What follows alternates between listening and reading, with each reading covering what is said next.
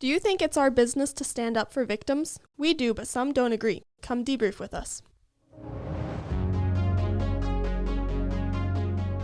Hello, I'm Maggie, your host, and I'm here with Seth and Ethan, and we are debriefing pro-life outreach. Who has the outreach highlight for today? Yeah, I got something. All right, so Great. This is Seth, those who don't know my voice. So this week, Elijah and I were out doing Decline to Sign, and I know a lot of our listeners know that in Ohio there's this big initiative right now trying to take Ohio. Pro-abortion advocates want to make abortion legal through all 9 months in Ohio, so abortion legal on 15-week babies who feel pain, babies viable at 22-ish weeks, all the way up till 9 months. Very dangerous. Evil. And so we're out there trying to discourage people from signing the petition, which would put it on the ballot this fall. While we were out there, a lot of interesting things happened. One woman came walking up, and I started talking to her about abortion, and she said, "Oh, this is demonic." And she told me about how she had an abortion. She was coerced into abortion long ago when she was younger.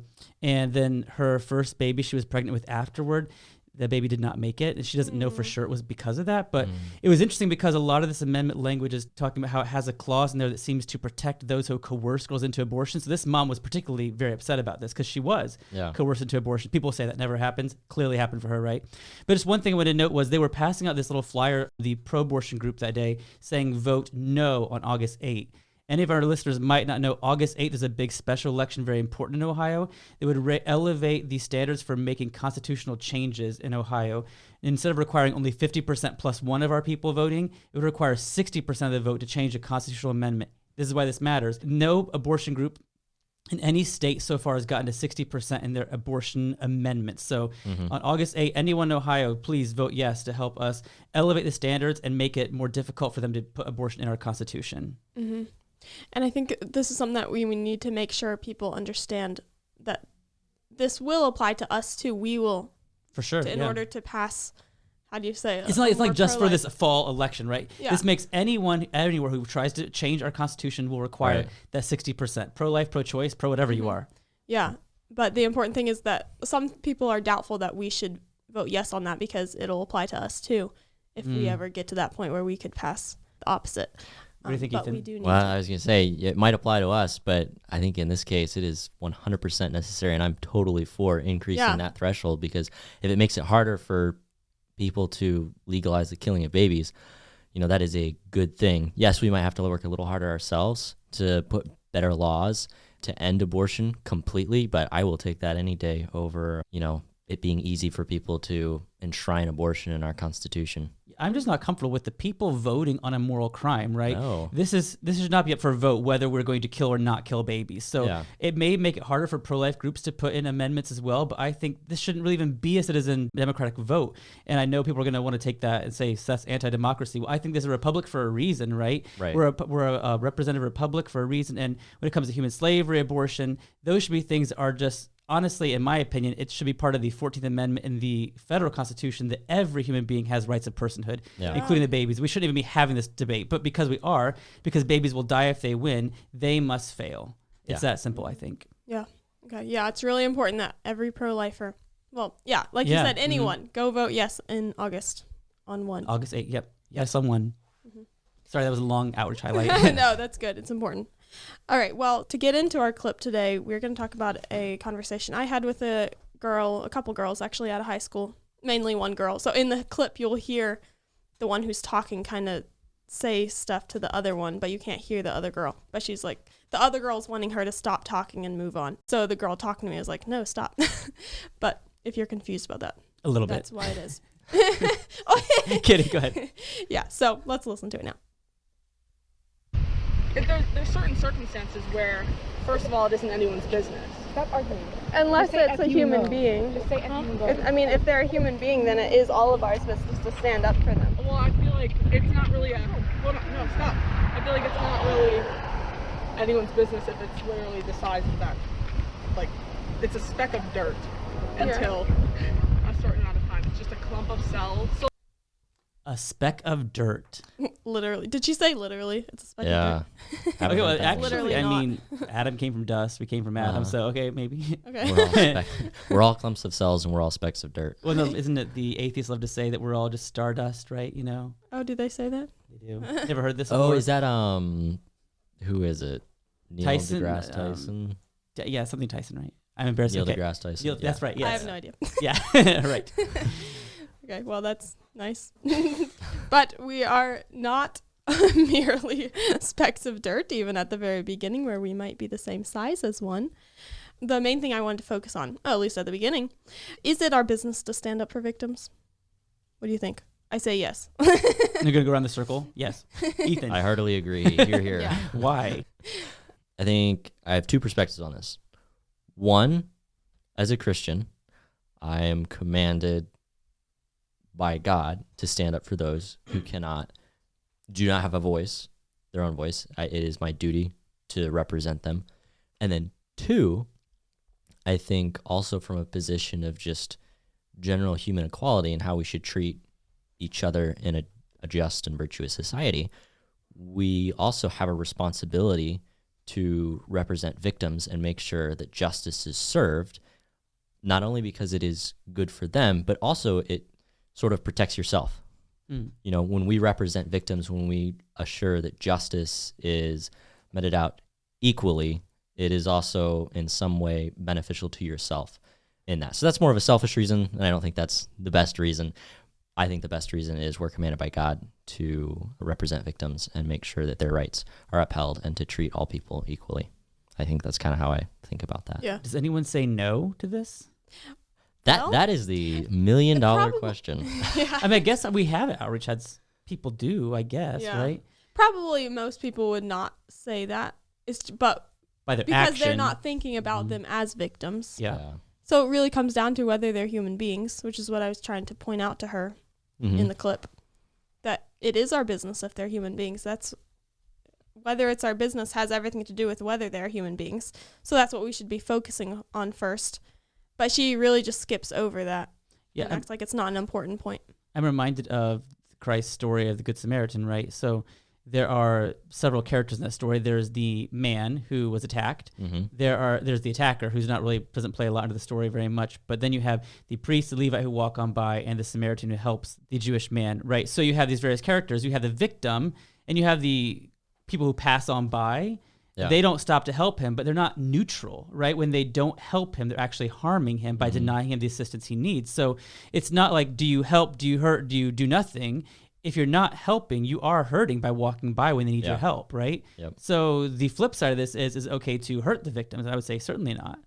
Yeah, I would agree. I definitely don't think it's ever. I mean, if they're already a victim by being in that vulnerable place where it's legal to kill them, then it's even worse to kill them.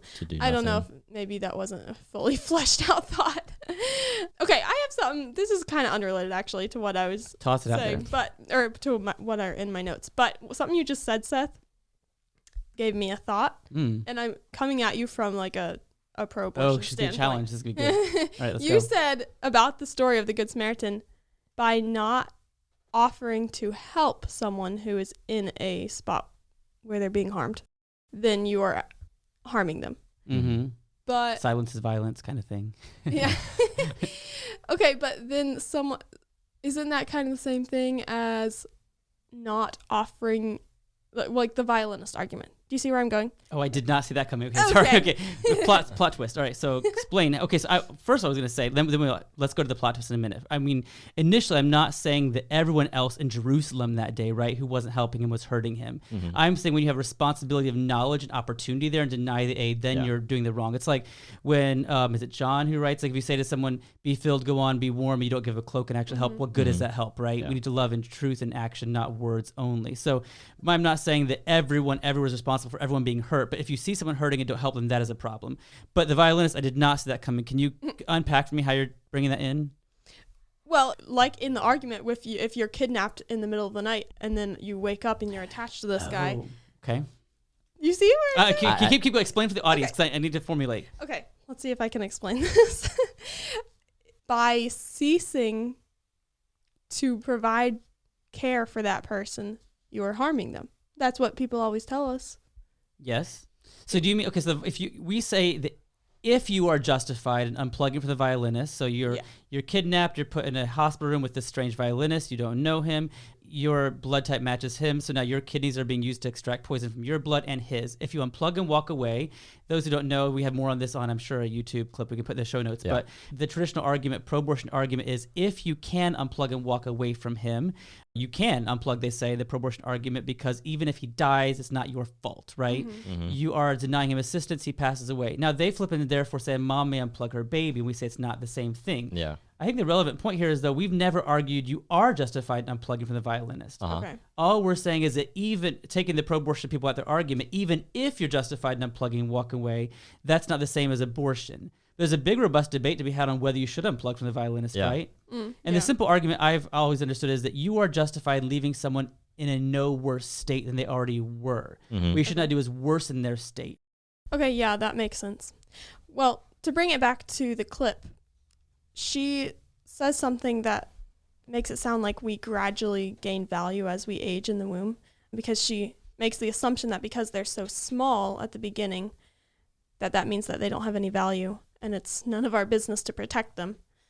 That makes me think of the question of if people think we gradually gain value as we age in the womb, which I can almost understand that, but it would mean that value is based on cognitive ability and not humanity. So I really don't understand it, I guess. But so why don't more people think that we continue to gain value as we age once we're out of the womb? That's such a good question. So it's like you steadily gain value until boom, birth, and then all of a sudden you're like, you got it. Yeah. Right? Why is that? It doesn't make sense to me. It's inconsistent. I think we need to get a inconsistency button that we can smack every time we come across on the show. So handy. Because you're right, Maggie.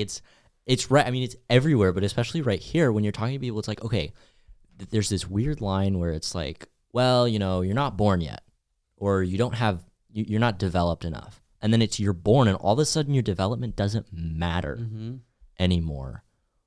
People think you're all why? Yeah. That to me, it just blows my mind. It's like, well, why do we stop right there? It makes no sense. It's called kind of the threshold argument, I believe, where they suggest that until you become self-aware, you need self-awareness. And once you are self-aware, that doesn't really matter anymore. You cross the threshold, now you're in the club of human persons. It's really bizarre. If it's like they default to our worldview at that point where they say, well, now what matters is not your self-awareness, because they don't like the idea of that if self-awareness, if value comes from that, the more or less self-aware you are, the more or less value you have, right? That's pretty uncomfortable to people. So they say, well, no, now you're the kind of being that's self-aware. We say, oh, wait, hang on a second. You're the kind of being that's self-aware. So you're saying it's your kind that matters. That's what we said all along, right? You're borrowing from our worldview now, the pro-life worldview, saying it's the kind of being you are that really matters. And even if you drop the kind of being that has self-awareness and you just say you are a being with self-awareness, you then fall into, I was just reading up on this, Peter Singer. Yeah. His argument where self-awareness is the big thing, and which he admits in his argument that toddlers, 1-year-olds and 2-year-olds, are not counted as valuable in his worldview because they're not self-aware yet. And I haven't met a lot of people, at least, who want to say that out loud. He says the secret part out loud. That's why there was also a follow-up to Singer by these Australian researchers. I think it was Francesca Minerva and Giubellini, I believe their names. Anyhow, so they wrote an article shorter than Peter Singer's. Are you reading Practical Ethics? No, it was just a quote taken from it. Okay, well, still, though, it's a big book, right? Yeah. So people don't really read Practical Ethics. They might read a summary of it or something. Sure. But these researchers took his same ideas and published an article called "Why Should the Baby Live?" arguing if you could kill a 9-month-old baby for a reason, you should also be able to kill the born baby for the same reason, because there's not really much of a change, right? Yeah.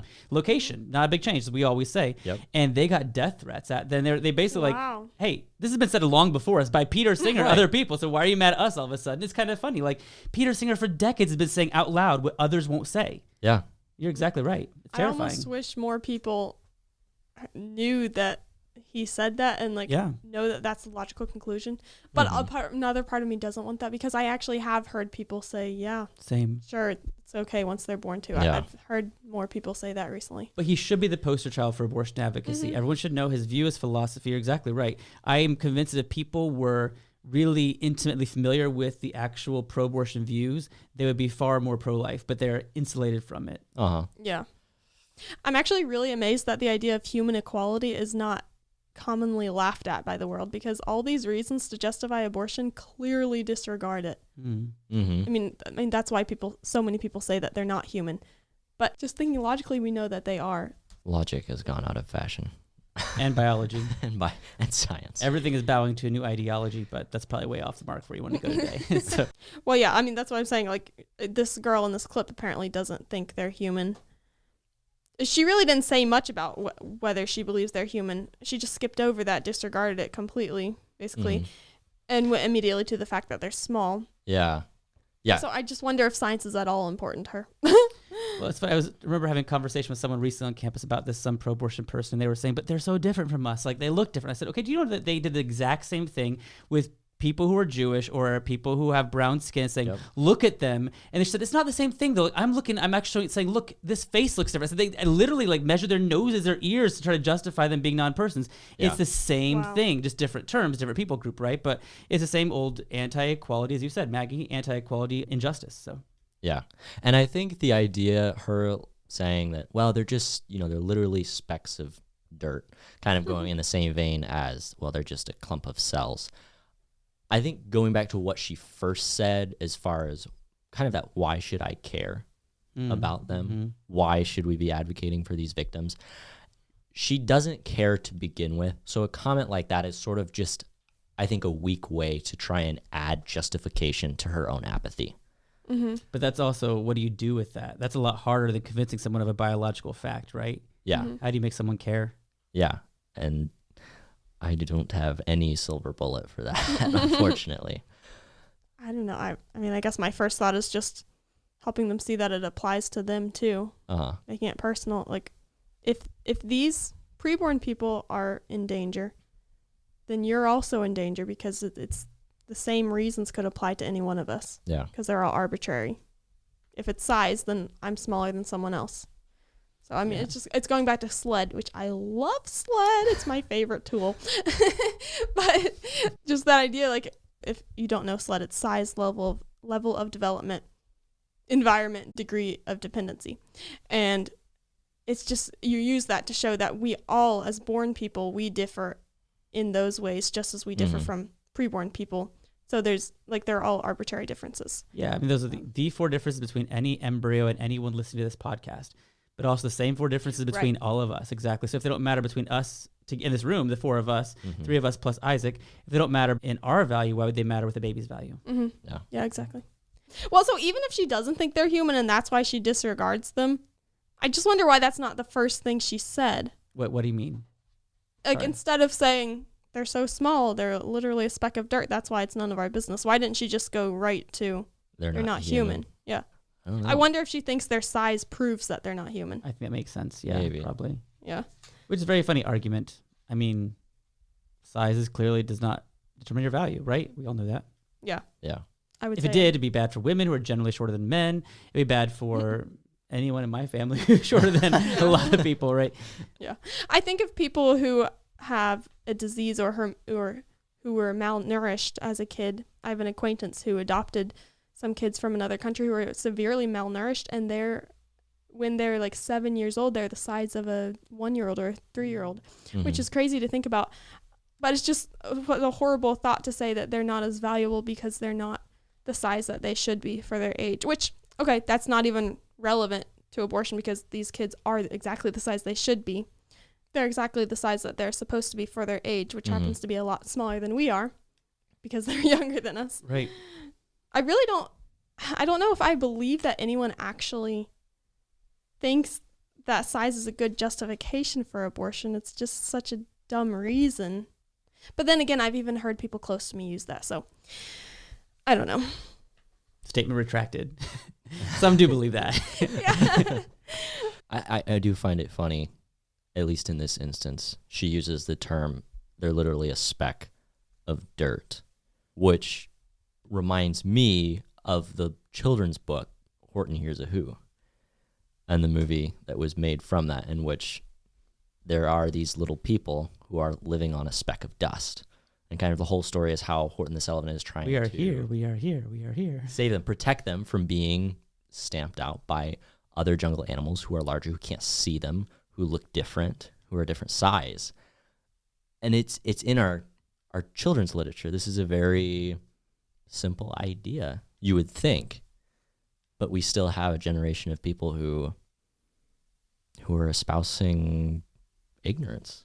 Yeah, that's right. And I think it's interesting she uses the word dirt too, right? I think she's saying it for a reason.